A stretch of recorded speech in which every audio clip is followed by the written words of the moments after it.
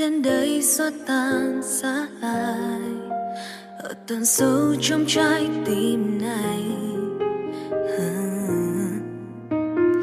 Ai tự ly cà phê sáng mai trong ngày